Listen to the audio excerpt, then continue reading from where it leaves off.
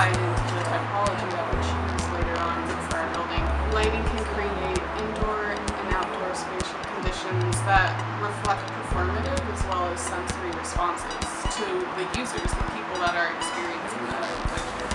Light can induce emotional responses positively for us.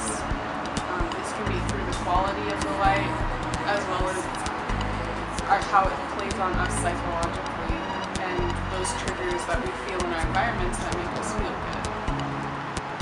Different ways that lighting can be explored are through shadows, reflection, color, and they can all change how we experience space and light coming together.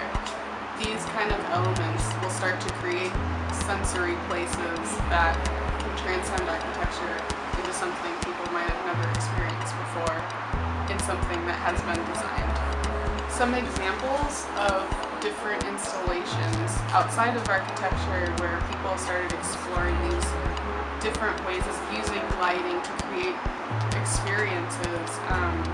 Some good examples are Nobuhiro Shimura's Canon Neoreal in the Forest, where he uses these draped iridescent textiles and refracts light on them to create almost sound. Another example is Anthony McCall, The 5 Minutes of Pure Sculpture, where he uses lighting to create space without using any walls or anything, any tangible materials. Also James Turrell.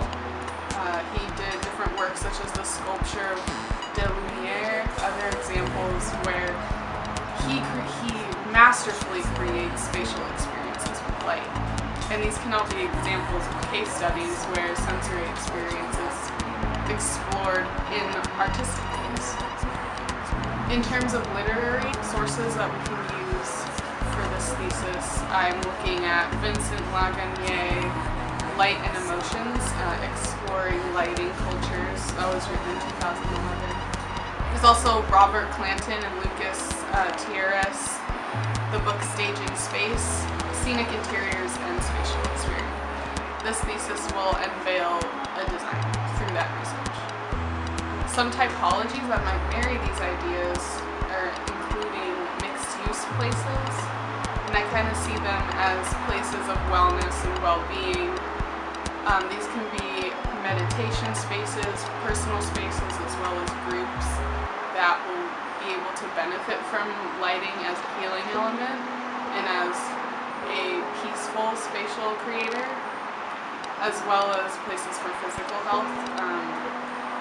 And these are great because they can be manifested in places that are outdoors and indoors as well. Buildings could also house art exhibition, especially if it is a healing center. There might be art therapy included, as well as possibly a few living spaces, because I see this exploration of lighting being seen through the lens of different types of uses and how that changes whether you're going to be living in an area versus visiting it for temporary amounts of time or trying to meditate. I mean, all those things can be tailored through that lighting can tailor them specifically.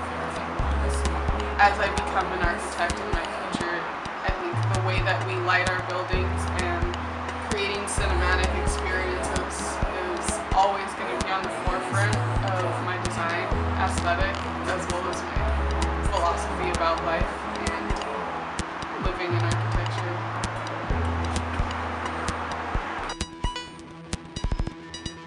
I never thought that